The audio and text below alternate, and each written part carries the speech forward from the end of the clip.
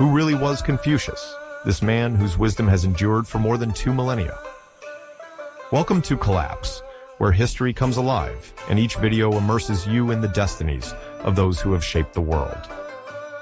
Today, prepare to travel back more than 2,500 years and walk in the footsteps of Confucius. We will explore the rise of a thinker whose words have survived the centuries, a sage who, without a throne or army, conquered eternity. In a world beset by chaos, he dreamed of order and harmony, challenging kings and lords with the sheer power of virtue and knowledge. From ducal courts to the roads of exile, from ancestral temples to modern classrooms, his legacy still pervades Asia and beyond today.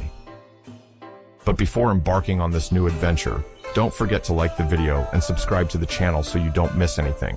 Thank you, and have a great journey.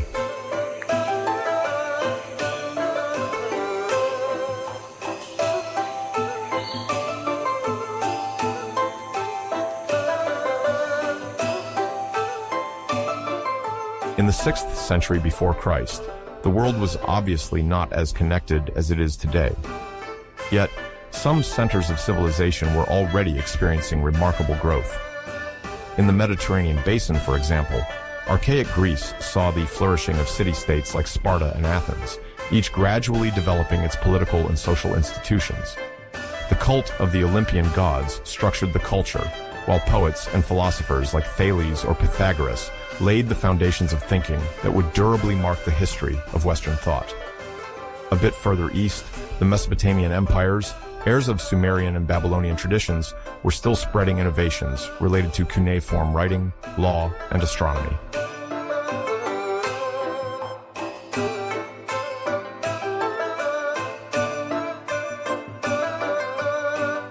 In Egypt, the Sate dynasty continued the renovation of temples and maintained close trade relations with Greece and Asia Minor, while Egyptian religion continued to honor its millenary gods. Further north, on the vast Iranian plateau, the Medes were at the end of their reign and would soon give way to the Achaemenid Empire, the future great rival of Greece in the centuries to come. India, meanwhile, was experiencing a spiritual ferment that would soon see the birth of Gautama Buddha, whose traditional birth date varies, but is placed by some historians in the mid-6th century before Christ. In this global context, various civilizations advanced sometimes without truly knowing each other, or only through stories brought back by merchants and adventurers.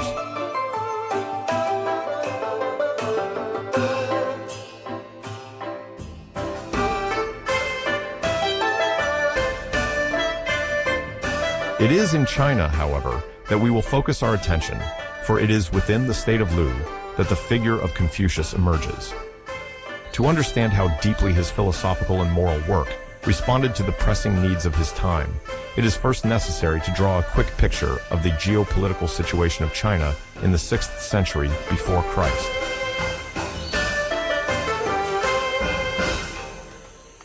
The era covers what is commonly known as the Spring and Autumn period, between 770 and 476 before Christ, named after a compilation of historical records attributed to the state of Lu itself. This period followed the fall of the Western Zhou dynasty, considered the heir of the Zhou who had ruled China since the 11th century.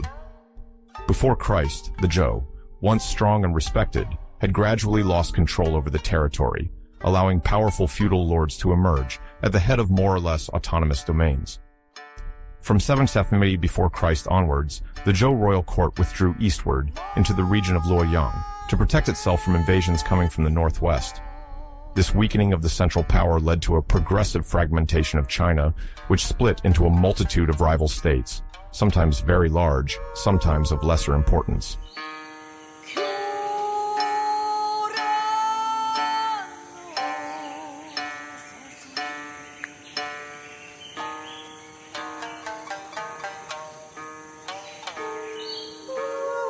Alliances and court intrigues multiplied.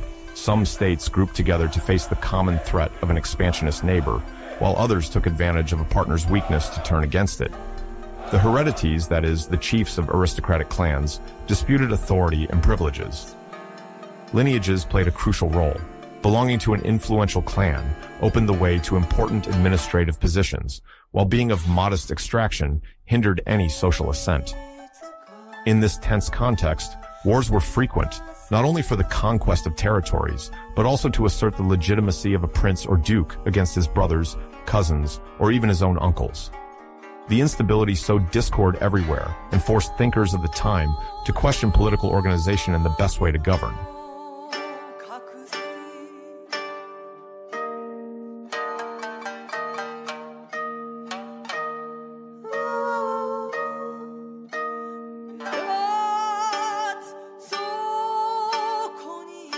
New currents of innovative thought began to emerge. One can mention Taoism, which was already taking shape through reflections on harmony with nature and the need to detach from the artifices of power. Legalism, more focused on the strictness of law and deterrent punishments, would grow in importance in the following centuries and strongly influence the Qin state, which would unify China in 221. Before Christ, other schools, sometimes little known today, sought to propose concrete solutions to the problems of the time.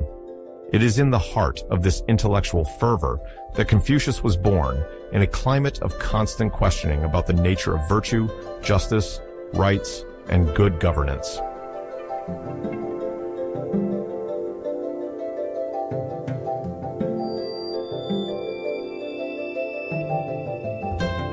To talk about Confucius as a person, it is first essential to clarify the identity of this man who remains, for many, a symbol.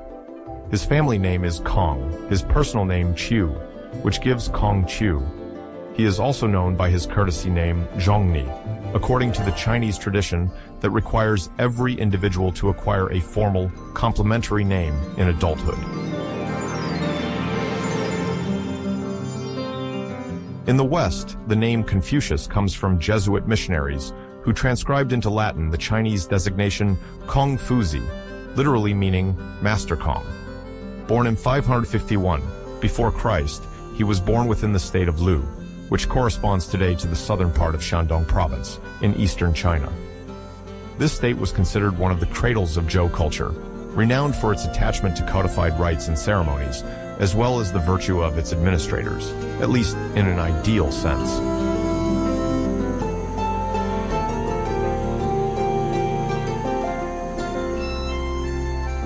The family background of Confucius was relatively modest.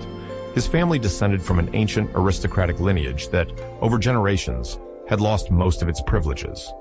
Though from a once prestigious lineage, Kong He, the father of Confucius, did not hold a high rank in the kingdom's hierarchy. Already advanced in years, he still felt the desire to have a new heir. It was in this context that the mother of Confucius, Shuliang, He, according to some sources, or Yan Zhengzai according to others, was chosen to bear the much-anticipated child. Few historical details are verified about Confucius's mother, but tradition presents her as pious, honest, and resolute, preparing the child for an important role in public life. This devout and educated woman reportedly had a profound impact on Confucius, encouraging him early on to study and be curious about everything around him.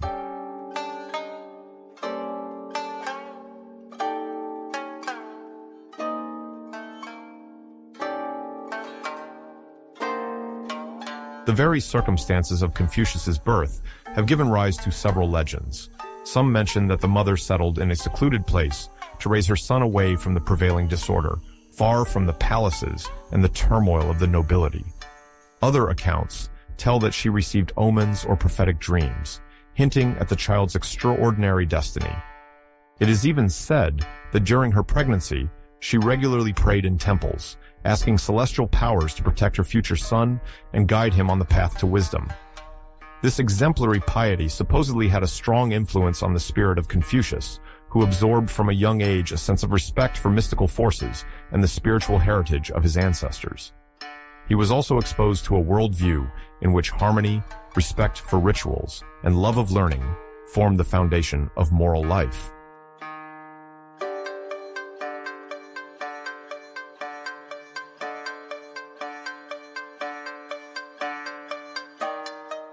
The status of the Kong family in the state of Lu remained uncertain, however.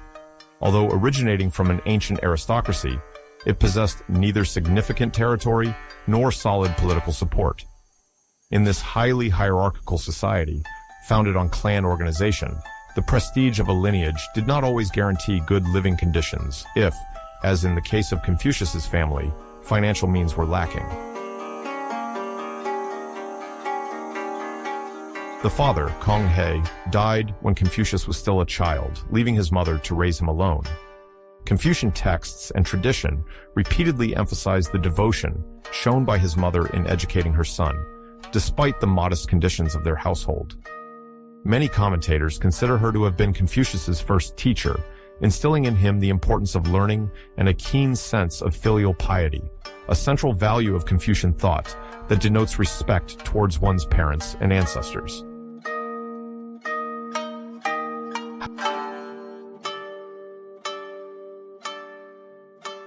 However, historical sources remain unclear about the exact duration during which Yan Zhengzai was able to influence her son. Some traditions suggest that she might have died when Confucius was still young, possibly around 3 to 5 years old, which would have left him orphaned very early. Other accounts imply that she might have lived longer and guided his education during part of his childhood. After his mother's death, if she did indeed pass away early, Confucius would probably have been cared for by extended family members or the local community. Traditions do not specify with certainty who raised him, but it is plausible that he grew up under the protection of his relatives or in an environment where he had to develop his autonomy at a very young age. This ordeal might have strengthened his determination to educate himself and to seek knowledge based on tradition and the wisdom of the ancients.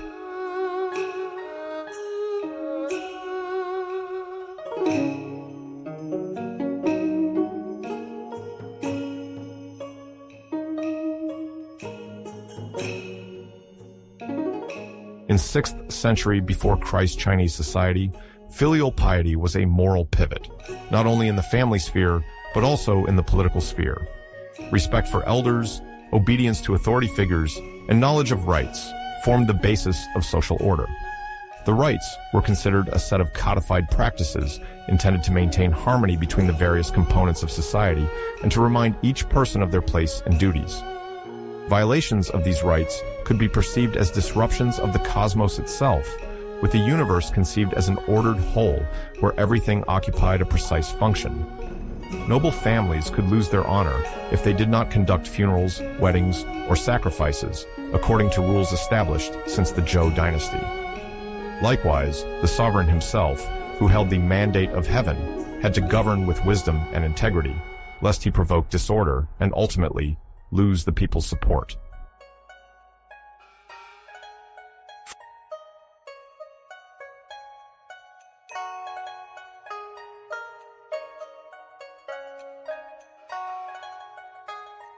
For the young Confucius, growing up in this environment defined by feudal competition and the veneration of traditional values was a dual ordeal. On one hand, he did not have the material advantages or influence that his ancestors might once have possessed. Therefore, he had to show initiative, resort to study, and rely on more modest supports to progress. On the other hand, this social uncertainty exposed him to the harshness of the world, to the fragility of a status which, without wealth or backing, left him vulnerable.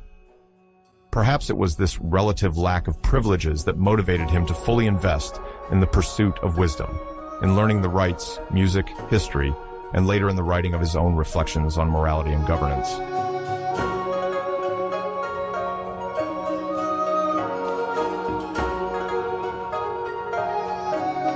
Due to a lack of wealth, Confucius had to quickly contribute to the household's economic survival. From a young age, he worked in various modest jobs, including, according to tradition, as a storekeeper. This involved overseeing stocks of grains and other goods intended for the court or noble families of Lu. Such a role, although humble, placed him in contact with officials, granary managers, and potentially scholars responsible for managing the flows of agricultural production.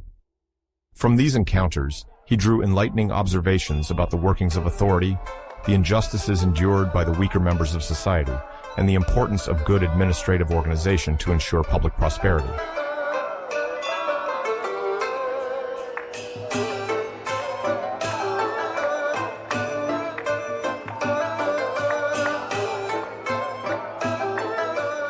Despite these constraints, Confucius developed an insatiable curiosity at a very young age. At the time, one of the means to rise socially was to master the knowledge of rites and the art of speech. Indeed, someone who could recite and explain certain traditional texts enjoyed a special status. This awareness of the power of knowledge drove the young Confucius to seek out all the texts he could consult. Among the venerated works during the Zhou dynasty were the Shijing, the Book of Odes, and the Shangshu, the Book of Documents. The Shijing, a collection of poems and songs, contained both ritual chants and verses of love or mockery, conveying all the richness of the artistic and moral sensibility of the era. The Shangshu, on the other hand, presented itself in the form of political documents, speeches attributed to great legendary kings or sages of the past. Together, these texts constituted a foundation of historical and cultural references.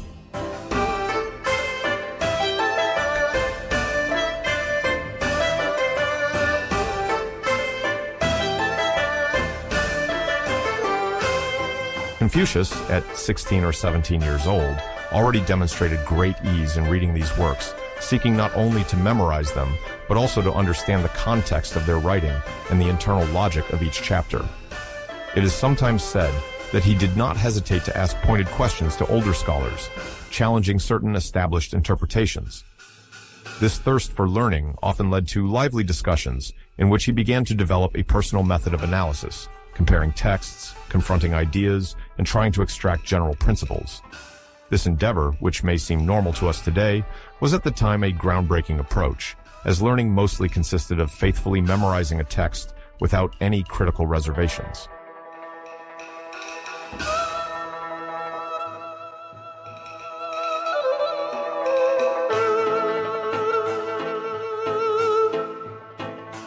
In the Chinese society of the 6th century before Christ, institutionalized education remained reserved for an elite, and many young people from less fortunate families had to make do with on-the-job training or the study of oral traditions. However, Confucius, through his perseverance, managed to glean elements of education from several occasional masters. This was a typical practice of the time. A scholar or an officer, during a journey or in a temple, could impart some of his knowledge. The student, if lucky, retained what he could and had to continue along other paths to fill the gaps. This scattered path was actually very well suited to Confucius, who, from the start, cultivated a broad vision. He did not limit himself to a single type of expertise, but embraced poetry, history, politics, music, and etiquette. The episode of odd jobs in his youth had taught him the necessity of adaptability. Thus, he gradually began to forge a knowledge base that would, sooner or later, allow him to aspire to a role in the administration of Lu, or even more audaciously, to the status of a moral and political advisor.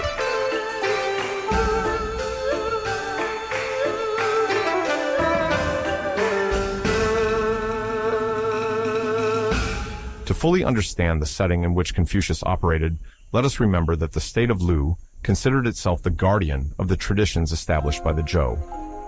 However, in the 6th century before Christ, the Zhou dynasty was already in decline. The central power, once solid, was eroding due to the greed of lords seeking to expand their domains.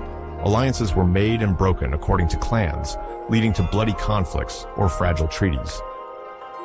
Despite this gradual dissolution of imperial order, Lu continued to embody its traditional values.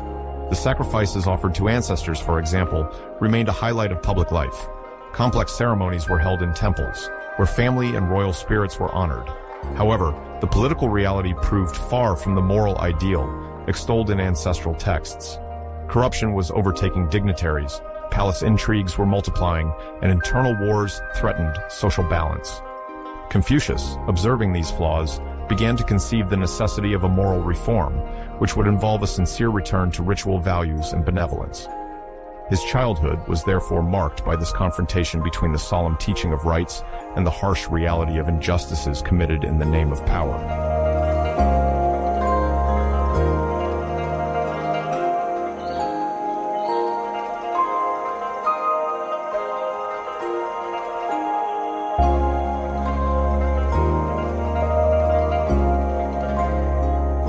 Even though he did not benefit from a powerful paternal guidance, Confucius managed to establish contacts with various scholars and officials of Lu. These men, often in charge of administrative or ceremonial tasks, had direct access to archives, texts, and knowledge. Fascinated, Confucius seized every opportunity to educate himself. It is said that he sometimes served as a messenger, carrying documents or accompanying his mother in certain endeavors, which provided him with numerous pretexts to start conversations.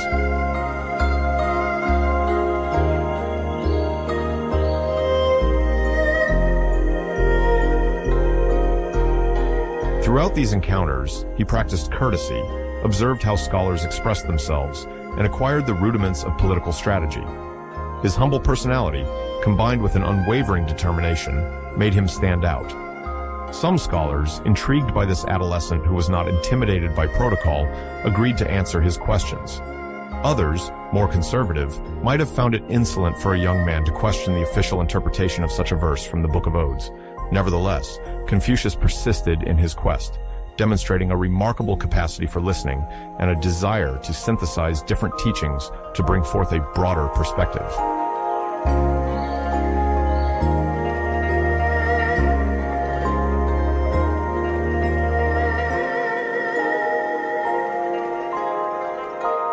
In the vicinity of 540 to 530.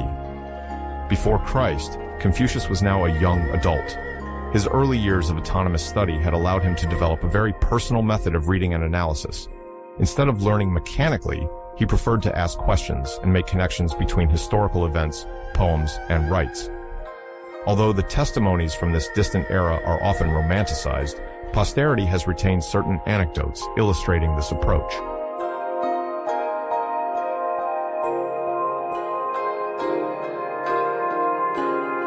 It was also during these formative years that Confucius is said to have started, according to some sources, his first philosophical discussions with peers or elders.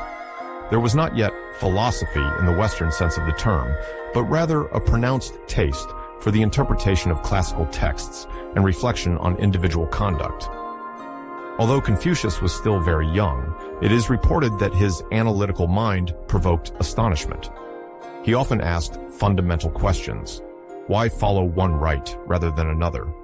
What is a son's responsibility towards his mother in distress or poverty?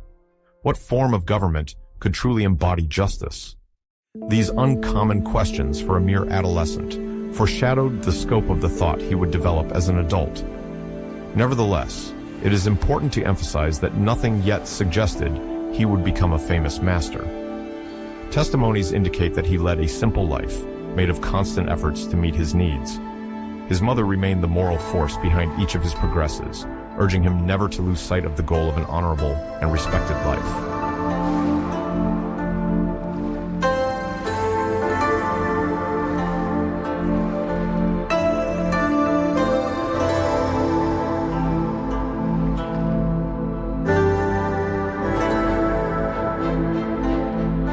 In ancient China, becoming a teacher was not a given, especially if one did not have a solid position at court.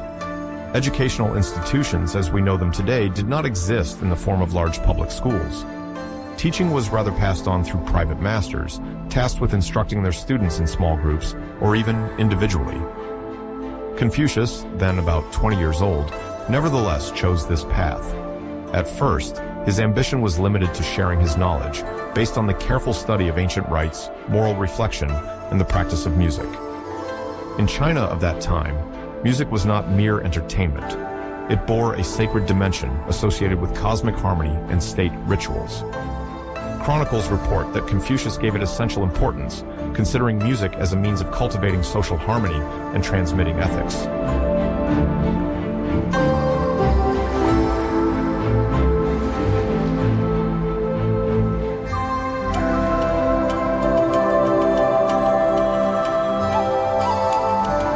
The state of Lu, where Confucius operated, was theoretically governed by a duke, representing a lineage purportedly founded on a descendant of the legendary Duke of Zhou.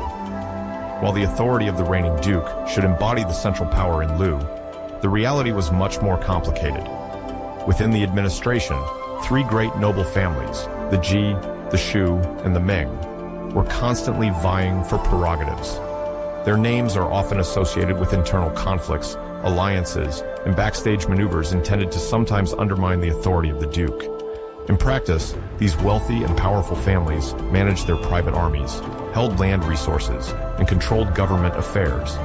Each aspired to strengthen their influence and place loyalists in key positions. This climate of perpetual rivalry undermined the state's stability and contributed to distrust among courtiers.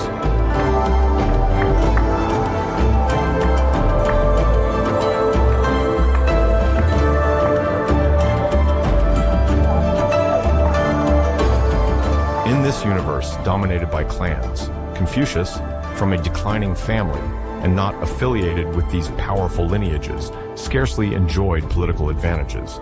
He lacked notable aristocratic protection and had to contend with a lack of influence at court. He then relied on his intellectual abilities, his mastery of rites, and his keen sense of morality to stand out. However, his reputation grew slowly. As he welcomed more disciples, his fame spread beyond the confines of Khufu, the capital of the state of Lu. Rumor had it that he offered an education rooted in traditions, yet open to reflection on ethics and political responsibility. For the court, where ritual culture remained a pivot of the state's identity, a competent scholar respectful of moral order became a potential asset.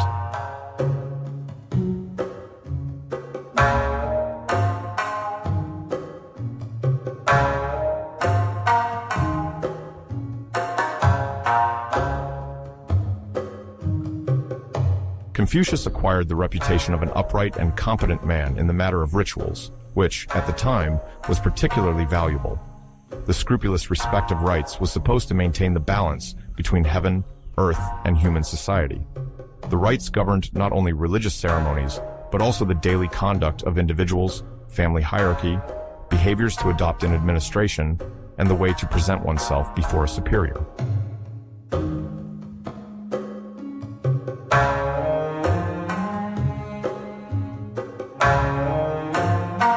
In the second half of the 6th century before Christ, traveling was no small feat. The roads between the different states of the Chinese plain were often rough and unsafe. The danger came not only from bandits, but also from rivalries between local lords, likely to heavily tax or detain travelers. At the age of 35, Confucius left the state of Lu to travel to the state of Qi, its eastern neighbor and traditional rival. These expeditions were motivated by a clear objective: finding a leader willing to implement the ideas he patiently developed in his teachings. He firmly believed that good governance was based on the virtue of the ruler, the morality of the advisors, and the just application of rights. If he succeeded in convincing an enlightened lord to reform his administration according to these principles, Confucius believed he could contribute to pacifying a state and perhaps set an example for the entire Chinese world.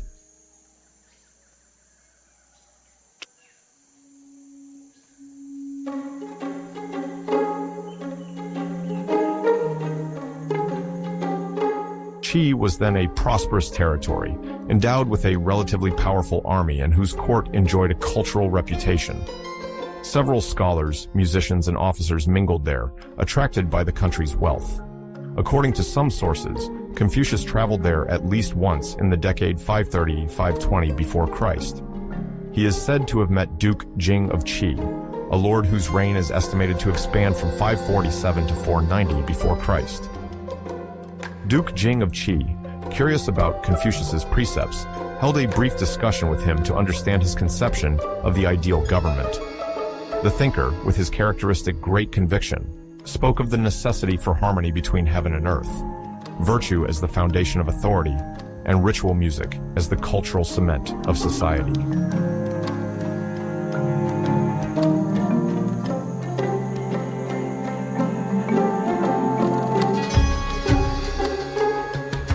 It was during this visit to Qi that one of the most famous anecdotes of Confucius's early career occurred: the discovery of the legendary music of Emperor Shun.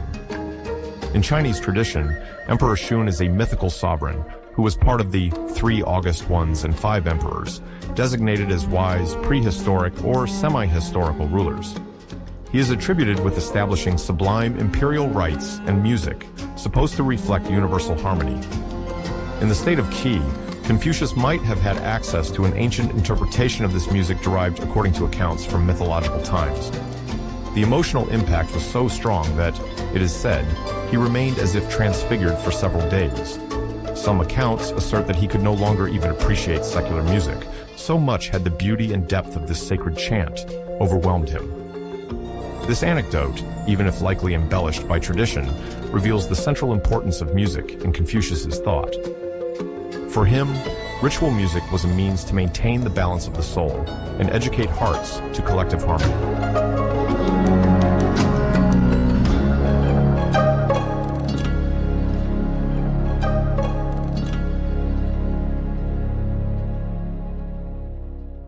Despite the enthusiasm Confucius sparked among some courtiers, his reform proposals, focused on morality, the reduction of corruption, and the reaffirmation of rights, were not immediately approved in Qi.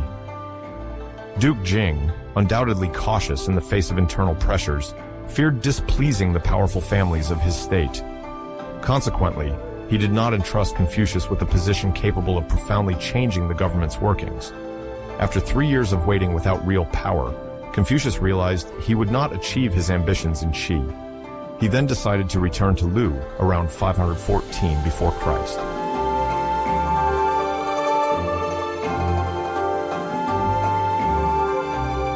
At that time, official schools were rare and often reserved for a select circle of wealthy nobles. The prospect of studying with a scholar without going through the usual channels thus sparked genuine enthusiasm. Gradually, a form of informal school took shape around Confucius. He did not have a dedicated building. Teaching took place in rooms lent by acquaintances, or more simply, in the courtyard of an aristocratic residence willing to host him. This simplicity in no way hindered the growing reputation of the master. His curriculum was not fixed. Confucius primarily emphasized learning morality, rectitude, proper behavior, and benevolence. However, he also valued history, convinced that examining past events and their causes could highlight patterns of wisdom or conflicts to avoid. He also placed importance on music, regarded as a means to achieve harmony in society, and on ancient rites, which he deemed essential for maintaining cohesion between rulers and the governed. In this environment, every student, whether from a family of scholars or merchants, received an education based on these pillars.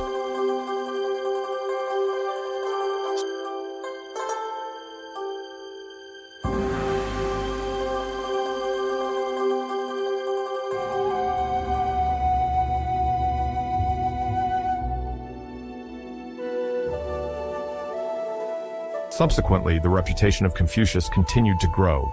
It was uncommon at that time for a man of his background, sometimes described as relatively modest, despite a distant aristocratic ancestry, to become the teacher of future administrators and young nobles eager to climb the ranks. The wisdom he imparted, based on profound reflection on morality, caught the attention of local officials. The state of Lu, seeking to strengthen its administration and stability, was receptive to new ideas capable of curbing banditry and restoring a certain order.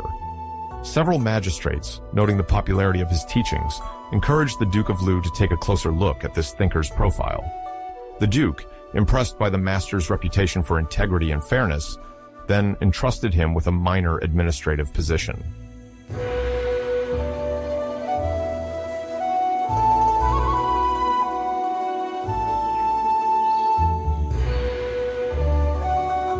Upon assuming his role as a subordinate magistrate, Confucius applied his principles. He demanded that local laws or regulations be clearly articulated, that they reflect the realities on the ground, and that they not contradict the ethics he sought to promote. He did not hesitate to remind everyone that governing means, above all, ensuring that everyone can engage in justice and equity. According to him, virtue should be the foundation of any administration. Instead of resorting to systematic repression, an intelligent policy leans more towards preventing abuse. The inhabitants of his district, who had previously often been exposed to abuses, began to experience a significant improvement in their security. Initial administrative studies conducted in the region showed a decrease in thefts and conflicts, confirming that the vision advocated by Confucius seemed to be bearing fruit.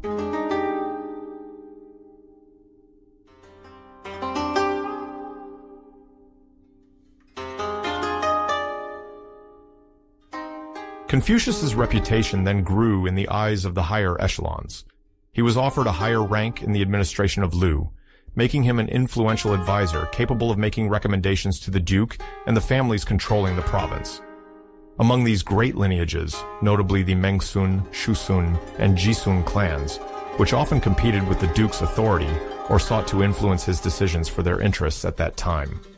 Confucius, aware of the strength these powerful families could represent, nevertheless tried to convince their dignitaries that reforms based on virtue would be beneficial to all. He addressed issues of corruption, civil injustice, and resource waste with them, arguing that good administration is inseparable from exemplary moral behavior.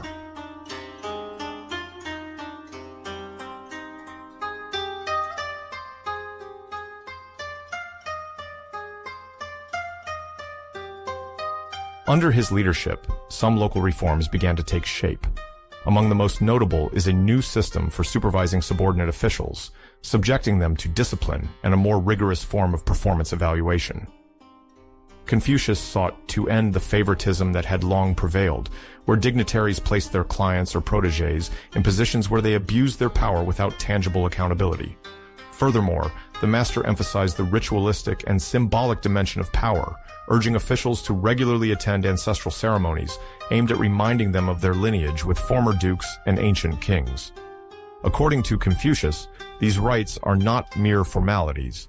They cement the hierarchical relationship and remind the leader of the necessity to be an example of righteousness.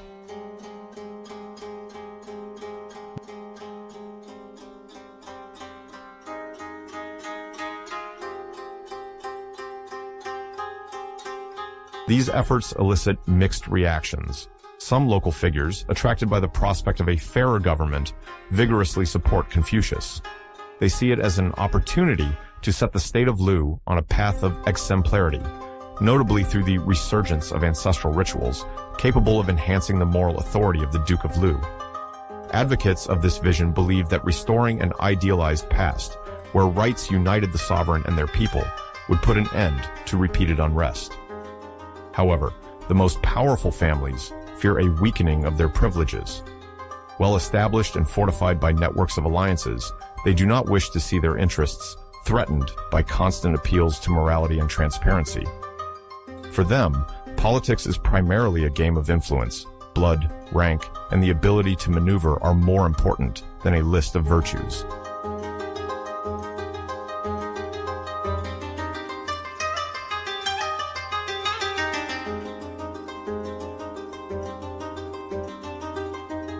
During this period, Confucius also draws attention with his speeches. He is often reported to speak on the rectification of names, a concept he designates with the term zhengming. According to him, the proper organization of the city and the world largely depends on the correct use of words. In other words, every function, every title, every social designation must faithfully reflect reality. If a leader bears the name sovereign but does not fulfill the duties entailed by that title, it creates moral and political disorder. Likewise, if a subordinate is appointed to a counselor position but does not master the required responsibilities, it results in confusion that can lead to injustice and corruption. Through this discourse, Confucius advocates for a social system in which everyone, from the humblest to the most powerful, acts in accordance with what their name or role implies.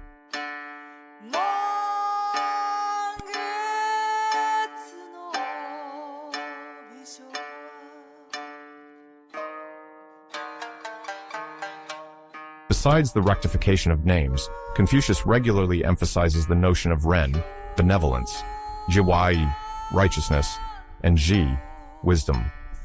These three moral pillars form, according to his logic, the foundation of a harmonious society. Ren denotes primarily the compassion and kindness that one should feel towards others, a fundamental element to limit arbitrariness or cruelty. Yi implies the ability to distinguish the just from the unjust, to practice what is morally correct, even at the expense of our immediate personal interest. Ji, on the other hand, relates to wisdom and the ability to discern the consequences of one's actions. Through the synthesis of these values, the master hopes to encourage future administrators to govern for the common good rather than to satisfy selfish ambitions.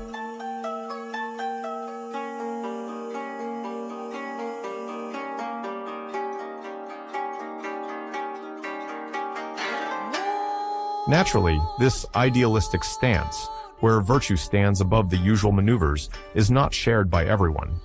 In the state of Lu, several clans feel threatened. It is reported that some lords, tired of seeing Confucius insist on morality to the detriment of political alliances, begin to weave rumors to discredit his influence. They accuse him of ignoring the realities of power, of failing to recognize that governing sometimes requires negotiating with forces more powerful than mere virtue. The most traditionalist advisors assert that his vision, imbued with nostalgia for a bygone era, the legendary time of ancient wise kings, risks destabilizing the fragile balance they have crafted through negotiations and compromises.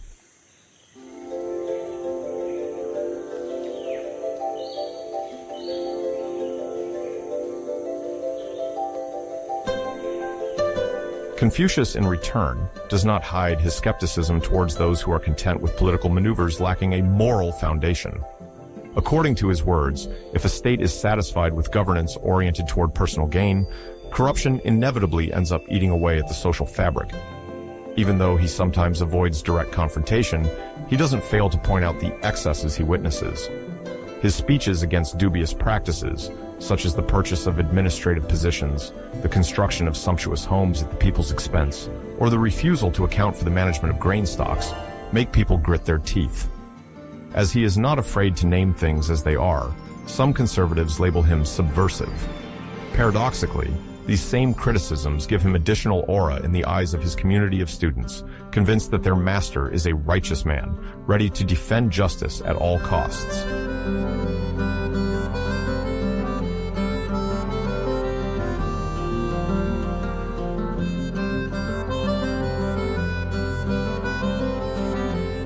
Meanwhile, Confucius tirelessly seeks to demonstrate the effectiveness of his philosophy with tangible results.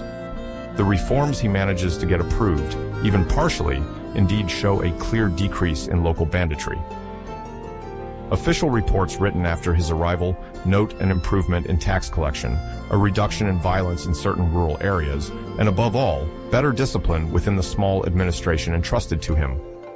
Several anecdotes reach the Duke of Lu, highlighting that in the regions where Confucius exercises direct authority, the population feels safer, more confident, and less oppressed by arbitrary levies. These practical successes reinforce the idea that morality does not hinder state management, but can instead create a conducive climate for public order.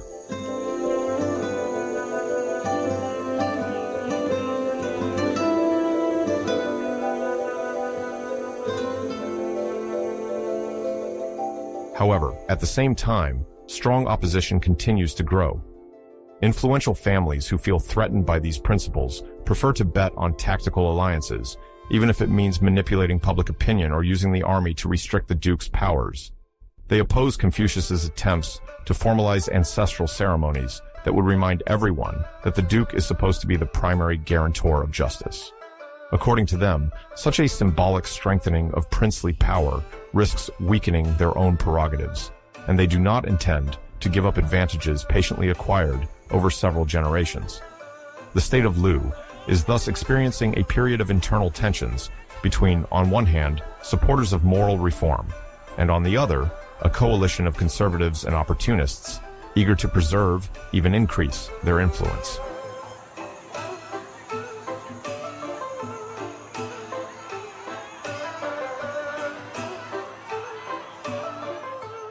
Over the months, these divergences turn into controversies around Confucius's ideas. Some scholars, even more Confucian than him, wish to push the reform further and emphasize the role of the exemplary ruler as the key to good government. Others believe that Confucius overestimates the possibility of imposing virtue by example.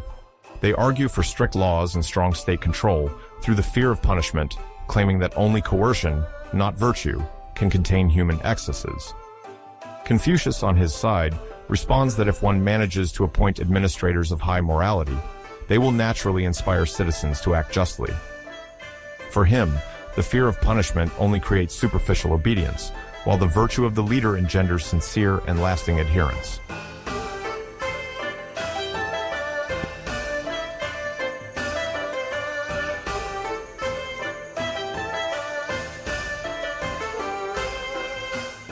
In 510, before Christ, according to some texts, while others suggest the date to be 509, the tensions reach a critical point.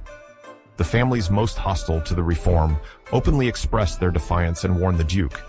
Granting too much power to this man would end the balance of forces that preserves the stability of Lu. Even though Confucius, in theory, should be able to continue his functions, his rise comes with a climate of suspicion that forces him to consider the future cautiously. Part of his community of students begins to fear reprisals.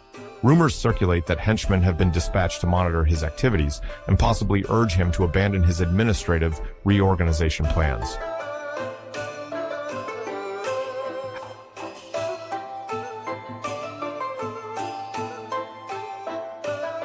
However, in this heavy atmosphere, Confucius keeps his course.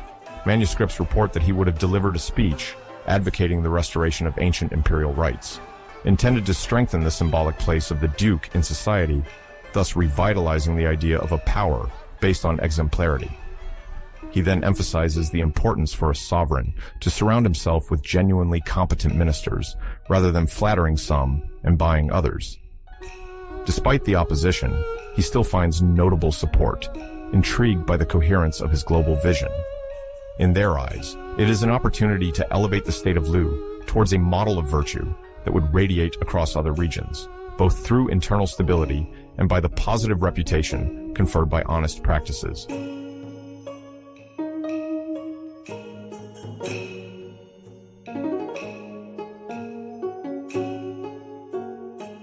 According to chroniclers, the breaking point occurred when Confucius tried to institute stricter rites to frame religious and civic ceremonies.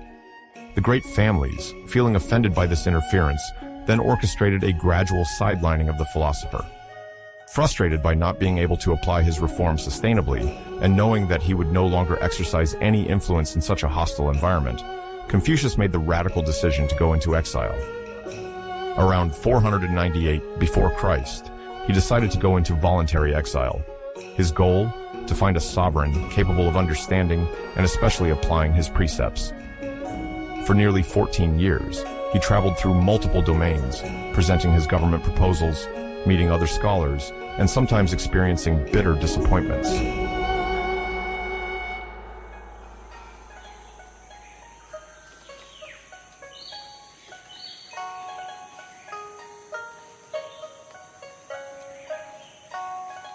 His journey likely began with a visit to the state of Wei, located northwest of Lu. At that time, Wei was ruled by various clans vying for the regency. Confucius, then in his 50s, traveled accompanied by several loyal disciples. He traveled sometimes on foot, sometimes in rustic carts, on poorly secured roads. Bandit attacks were still frequent, and the protection offered by a few improvised guards did little to quell the growing anxiety in these uncertain regions.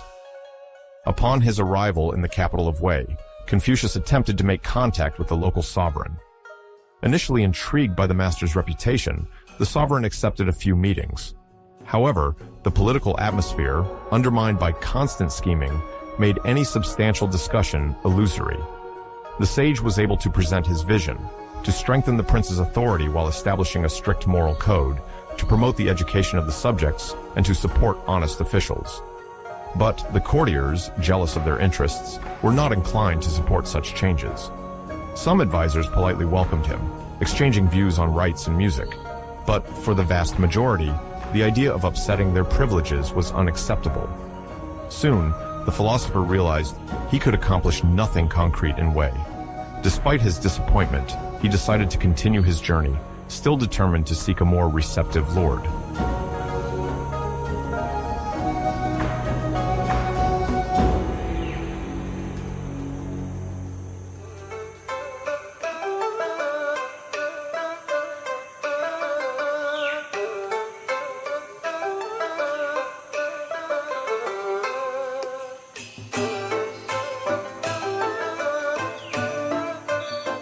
His path then led him to the states of Chen and Cai, located further south, where the landscapes differed from those of Lu. Fertile fields gave way to more arid regions, and resources were sometimes scarce. This further complicated the lives of Confucius and his small group. Extreme climatic conditions, scorching heat in summer and biting cold in winter, compounded the permanent risk of getting caught in a border conflict. As he traversed these territories, the master continued to meet lords and ministers. Some were curious to hear him, others more hostile. It happened that in seemingly welcoming courts, the reality was quite different. Political enemies, fearing the sage's potential influence, schemed in the shadows to have him banished or even assassinated. Confucius, thanks to the warnings of his disciples, managed to slip away several times. This life of dangers thwarted his desire to spread harmony, but it did not break his determination. From these experiences, he drew the conviction that the world was plunged into deep moral disorder, which needed to be corrected not by force or cunning, but by virtue and example.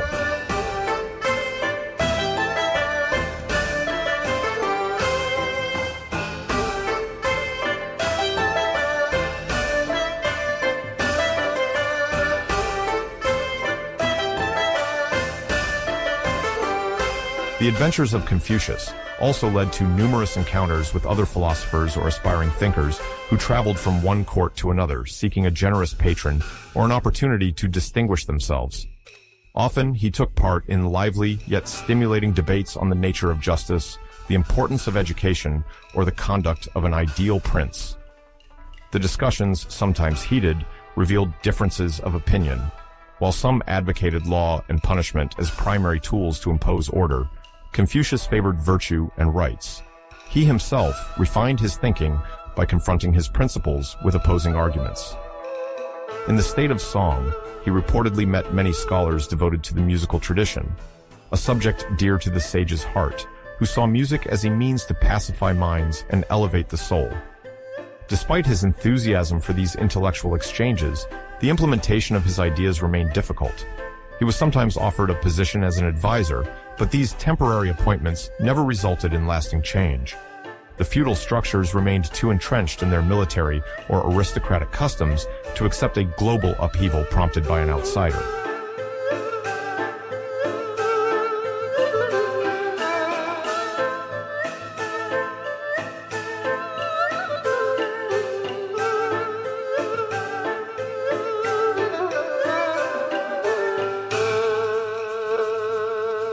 One of the most famous anecdotes from this period recounts an episode that occurred in the state of Chen, when Confucius and his disciples found themselves isolated in a remote area. The weather conditions were becoming increasingly harsh. The region's harvests promised to be meager, and the local markets offered little food in exchange for their slender resources. Day after day, hunger became more unbearable. Some disciples, exhausted, began to doubt the merit of these endless wanderings. Yet, amid this ordeal, Confucius maintained a dignified attitude, striving to reassure his companions, reminding them that the path of virtue required selflessness and perseverance. He continually meditated on the classics, taught propriety and benevolence, asserting that the temporary hardships were merely a test of their commitment to a higher ideal. Eventually, the group found help from compassionate villagers. This episode illustrates the sage's unwavering faith in his principles, enduring scarcity without yielding to resentment or discouragement.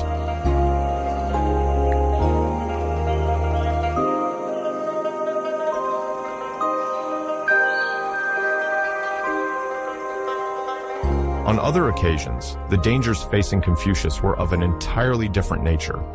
In some courts, hostility was not merely passive. A rival lord, fearing the influence the master might acquire, is said to have ordered his arrest. Informed of this plan, Confucius had to flee hastily. The stories, orally transmitted for generations before being recorded, tell of a chase through isolated paths, during which the philosopher and his disciples had to negotiate safety with mercenary guards. While these accounts may contain an element of legend, they nevertheless convey the perpetual tension in which the group traveled. Confucius, faithful to his teaching, refused to resort to violence for defense. He explained to his disciples, often more impetuous, that virtue and prudence were preferable to direct confrontation. It is likely that this approach helped fuel the respect shown to him in some circles and the distrust he inspired in others.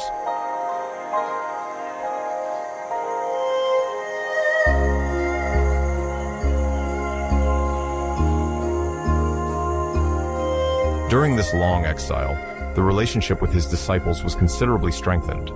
Over the course of trials and travels, a strong core formed around Confucius, composed of notable figures like Zilu, Renqiu, or Zigong. Each of them had their own personality and particular interests, but all drew inspiration from the master's wisdom. Zilu, for instance, was known for his somewhat reckless courage and straightforward spirit, while Zigong was distinguished by his ability to negotiate and argue with finesse. Confucius encouraged this diversity of talents, considering that a state's strength also lay in the proper use of individual aptitudes. He did not aim to shape his disciples in a single mold, but rather to impart them with fundamental principles they could apply according to circumstances. The journeys served as a true school of life. Faced with daily uncertainty, each student learned to better know themselves and to improve.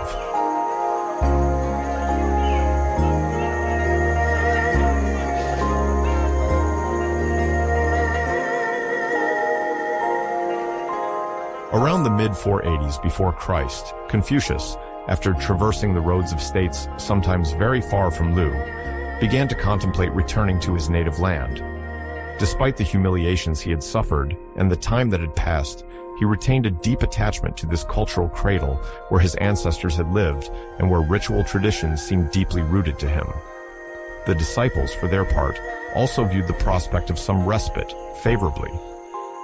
Several years of exile, without stable resources, had put their nerves to the test.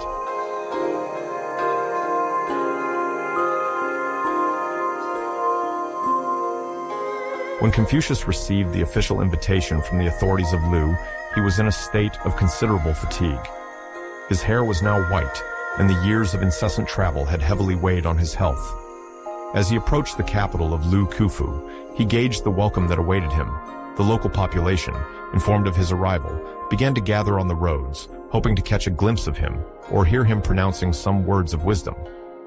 The political authorities, particularly those wishing to strengthen their legitimacy, were organizing to receive him with the honors due to his rank.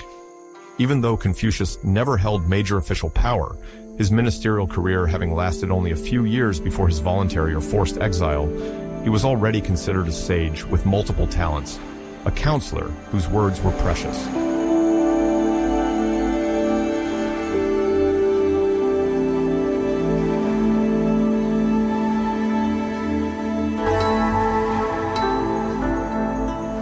Upon his arrival in Lu, Confucius was offered an advisory position within the administration. The local leaders hoped to benefit from his experience in matters of fair governance, social equity, and public morality.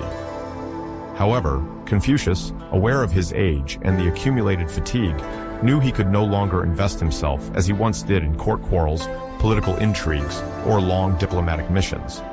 He sensed that a new phase of his life must begin, less public action, more knowledge transmission.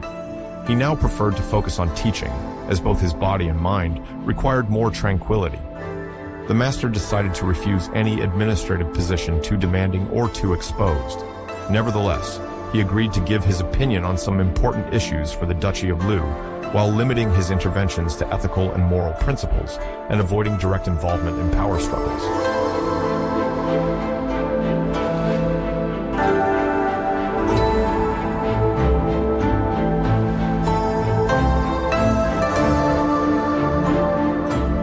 Over the months, Confucius's reputation as a scholar widely exceeded the borders of Lu.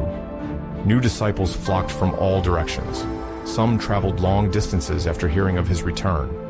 Driven by curiosity or the ambition to elevate themselves morally, they hoped to benefit from the teachings of a master already almost legendary.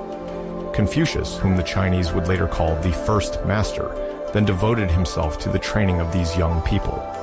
Each morning, he gathered them in a spacious room and taught them a variety of subjects: music, poetry, ethics, social conduct, the handling of rites, and the great history of Chinese kings and people. It was also during these years that he used part of his energy to collect, compile, and comment on very ancient writings, pillars of Chinese tradition. This task of compilation was fundamental, as it laid the foundations for what would later be called the Wu Jing, or Five Classics: the Book of Odes, the Book of Documents, the Book of Changes, Yi Jing, the Book of Rites, and the Spring and Autumn Annals, Chun Q. Although Confucius was not the sole author of all these texts, it was his selection, arrangement, and commentary that would contribute to permanently establishing this tradition in Chinese scholarly culture.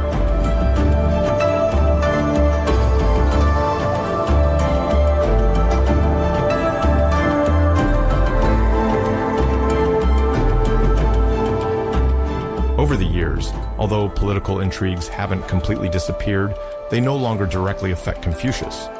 The great aristocratic families still have to deal with each other, negotiate with the duke, or sometimes with other kingdoms. But the master, as he is now generally called, remains in the background, usually preferring academic exchange to backroom dealings. This discretion earns him growing respect and an almost uncontested moral authority among the population. People come to him not only to learn, but also to seek advice on how to handle familial or professional dilemmas. He is often invited to solemn meetings where they discuss the organization of rights, justice, or the choice of a diplomatic strategy. Confucius, then more serene, weighs each word, offers a structured reflection, and then withdraws without demanding any reward other than the satisfaction of duty fulfilled.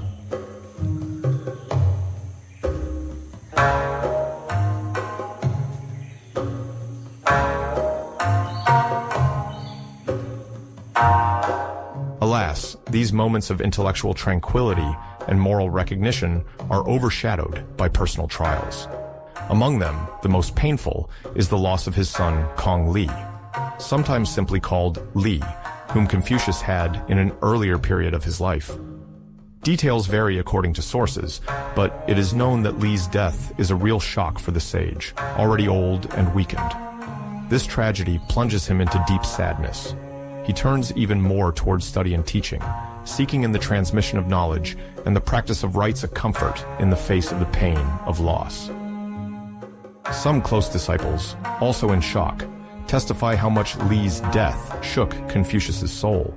However, even in his mourning, he remains master of himself. He strives to set an example of dignity respectful of rights while not hiding his grief. This blend of moral strength and humanity allows his disciples to more deeply perceive the practical value of his teachings on compassion and resilience.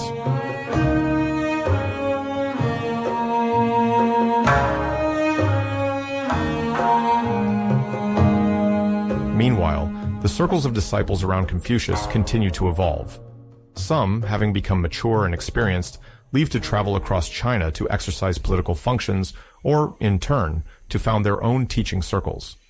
Others settle in Lu and dedicate themselves exclusively to study, becoming the guardians of the master's memory and precepts. However, not everyone stayed. During his years of travel, Confucius became attached to several devoted disciples who, tired of living in the same region or attracted by new opportunities, now pursue other careers far from Khufu.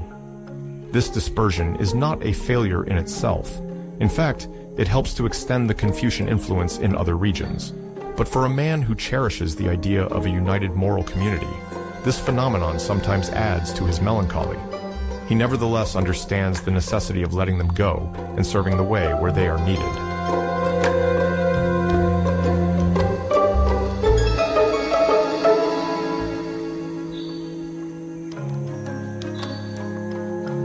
As Confucius advances into his 70th year, his health becomes fragile.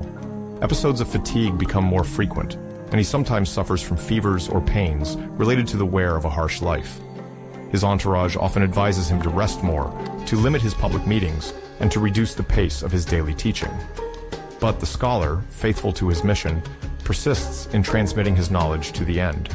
He organizes discussion sessions earlier and earlier to take advantage of the morning coolness, and insists on correcting the disciples' assignments himself, contributing to passionate debates about the nature of virtuous conduct, political wisdom, or the subtleties of ritual music. He also wants to refine his comments on the ancients, aware that his time is limited and that he must leave the most complete possible record of his thought to posterity.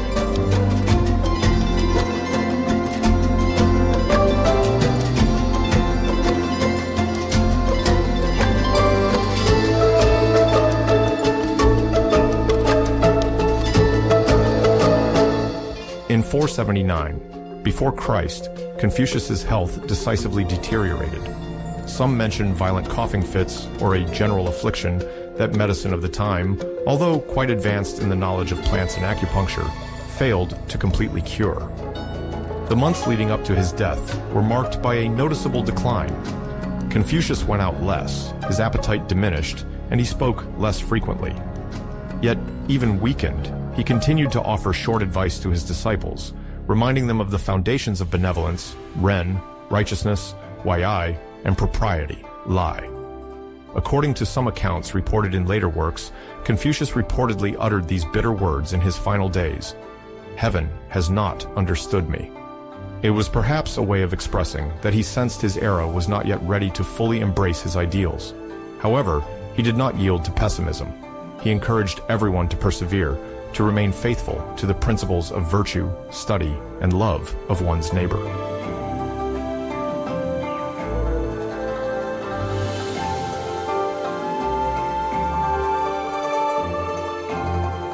The most faithful disciples then organized a regular vigil around him, helping him to get up, ensuring he ate, and attending to his every need. It is said that, even sick, he still dictated some remarks on the texts of the ancients, proof of the insatiable passion he had for knowledge and cultural transmission. When the fateful day finally arrived, Confucius, lying down and surrounded by a small circle of disciples, gave his final advice aloud. He notably insisted on the necessity for them to continue the work of moralization, culture, and education that he had undertaken. Then, with the discretion that characterized him, the sage of Lu drew his last breath. The exact moment of his death, traditionally set in 479 before Christ, was marked by great emotion in the city of Khufu and the surrounding regions. For many, it was the loss of the greatest man of their time, a spiritual and moral guide whose value would only be fully realized by future generations.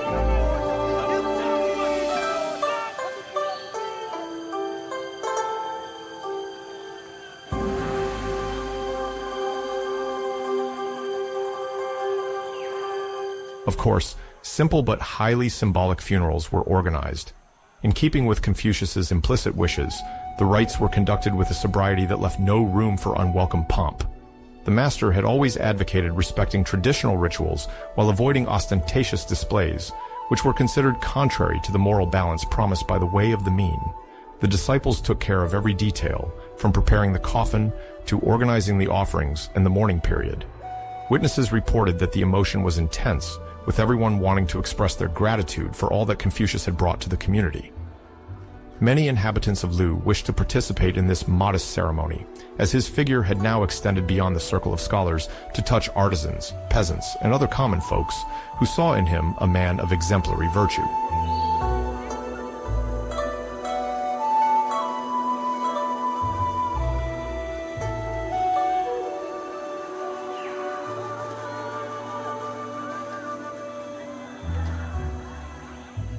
Most disciples then observed a prolonged mourning period, often of 3 years, according to the traditional rites of the time to mark a deep attachment. During this time, they meditated on Confucius's words, focused on preserving his manuscripts, and discussed the meaning of his teachings. It was also during this period that various anecdotes about the master's final years emerged, amplified by collective sorrow. Some claimed that, in his last moments, he confided in one of his dearest disciples the certainty that the truth of his teachings would eventually triumph, despite the incessant turmoil of the era. Others added that he already foresaw the advent of a more peaceful era, in which the virtues he advocated would be highlighted. These accounts, sometimes impossible to verify, nevertheless nourish the collective memory and strengthen the future influence of Confucian thought.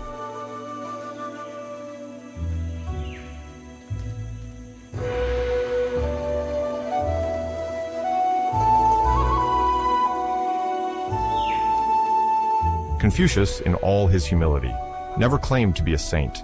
He saw himself as a fervent defender of morality and social harmony, a man who continuously sought an enlightened prince to apply his ideas and show the world that it was possible to govern with kindness, ren, and justice, yi. This dream could not be realized during his lifetime due to recurring instabilities among the various Chinese states. However, he left an indelible mark on history. His status as a mere advisor, and then a simple school teacher, in the eyes of some, was transcended by the aura of a sage, whose sense of ethics, love of learning, and deep compassion would, over the centuries, influence entire generations of intellectuals, statesmen, and ordinary citizens in pursuit of moral rectitude.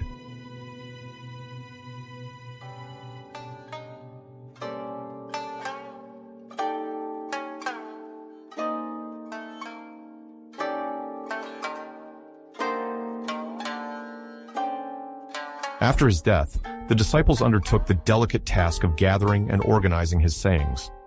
Many of his teachings were given orally during informal lessons, conversations, or travels. The writing of these sayings, in a work that would later be known as the Analects of Confucius, Lun Yu, would perpetuate the exact memory of his wisdom, his worldview, and his practical advice.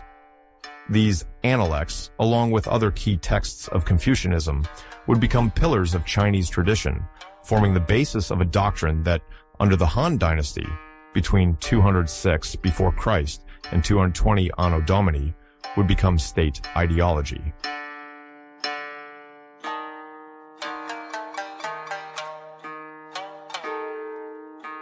But the shockwave of his thought extends beyond imperial China.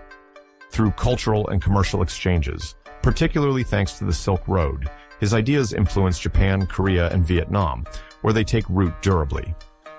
Much later, in the modern era, Confucian values of discipline, respect for authority, and the pursuit of knowledge would continue to permeate Asian societies. Even today, the message of Confucius resonates in a world in search of meaning and balance. His ideal of a just government, based on virtue and education, inspires philosophical and political debates. His emphasis on the importance of family, mutual respect, and knowledge remains a beacon in a world marked by individualism and societal upheavals. Although he passed away more than 2 millennia ago, Confucius continues to influence universal history. His name has become timeless, and his work immortal. Like an inextinguishable flame, his thought continues to illuminate consciences, traversing the ages to remind humanity that wisdom and harmony are the pillars of a peaceful world.